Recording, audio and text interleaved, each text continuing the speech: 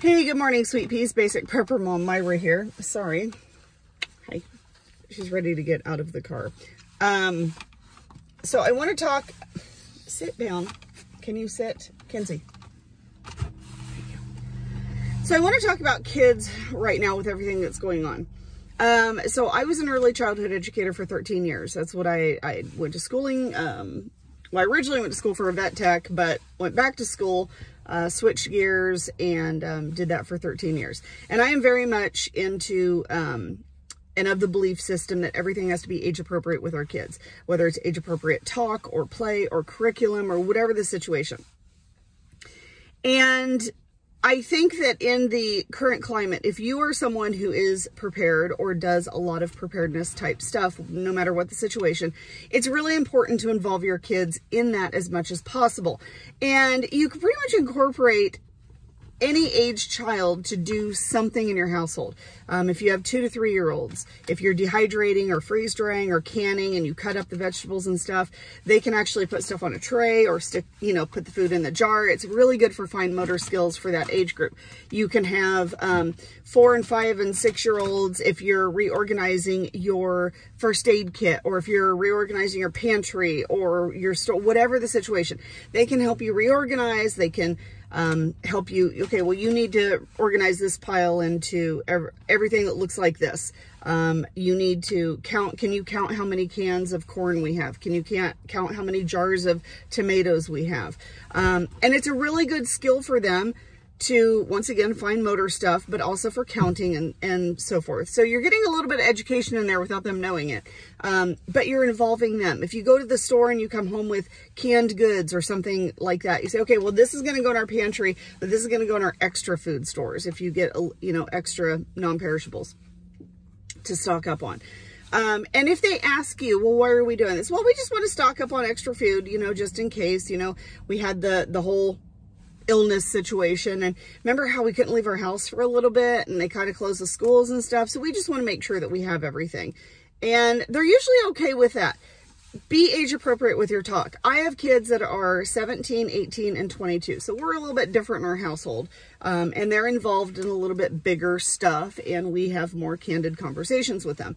But never leave your kids in the dark. The other thing is, figure out your family plan and involve them. Now, if your family plan includes grabbing, firearms and arming yourself, might not include your youngest in that particular situation. So you have a family meeting with kind of the adults and get a plan, and then you have a family meeting with the younger kids, and their job could be, okay, if an emergency happens, if we have to leave our house for some reason, and of course in Northern California, we all know we have wildfires all over the place. So if we need to leave our house, your job is to grab your bag and wait right here for us. Okay, if they're, your job is to grab your bag and grab the cat, put it in the carrier, and you guys wait right here for us. Okay, so whatever your family plan is, if you're planning on bugging in, okay, your job is to go lock the front door and go to your room and grab your coloring book and color 2 pages and wait for us. Whatever, I'm just throwing stuff out there. Whatever your situation is, whatever works out for you, okay? You never want there to be an emergency and a time to come where your kids completely panic because you're panicking. That's the most important thing to remember when you have kids involved, is that you need to stay calm, cool, and collected. Now, I'm going to admit something here. I am somebody who tends to panic immediately. Not like completely panic, but I go through this few seconds of panic mode, and I go from 0 to 100 really fast, and then either my husband or my kids have to go, hey, whoa, calm down. It's like, oh, okay, all right, and then I can kind of calm myself down and figure out what's going on. But I do have this kind of panic mode moment. It doesn't last very long typically, but I do kind of immediately do that. So I have to calm myself down. And that's the most important thing, is no matter what the situation, no matter what the emergency, if you stay calm, cool, and collected, your kids are going to stay calm. We have to watch out for not only their physical well-being, but we need to look out for their mental and their emotional well-being too. That's our job as parents, is to watch out for them.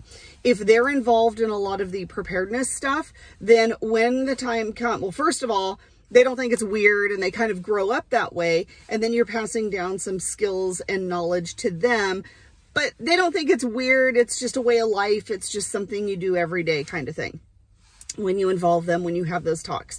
And I've talked about that before, that when you talk about a lockdown, hey, if we ever get in a situation where we can't leave our house, you know, what would you like to have that makes you feel good? What would you like to have? You know, what kind of food, snacks, toys, arts and crafts, what would you like? Or if we have to leave, what are those things that you want to put in your bag that would make you feel good, that would make you feel comfortable, just for a short period of time, just for a couple days? What would, you know, don't make it sound like we're never coming back here, you'll never see your stuff again.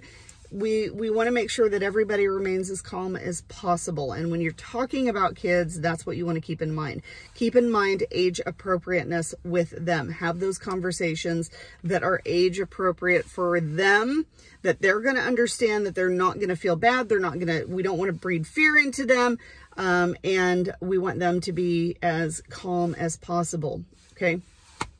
We don't want it to make it sound weird either. So where they're going to school going, oh, my mom talks about, you know, we don't want that either. So when you have kids involved, make sure that they are involved in your preps in some way or another. Make sure that you have that conversation with them so that they don't have, they don't think things are weird or strange or odd, or when the time comes, they don't completely panic. All right. So that is what I have to say today about kids in your family. If you have any questions or comments, once again, reach out. Hope you guys have a wonderful, amazing day. Continue to stock up, continue to store, continue to do what you do, because we never know what's going to happen, and it seems to change day by day, sometimes hour by hour. So continue to do what you do, and I will talk to you guys later. Have a wonderful, amazing day.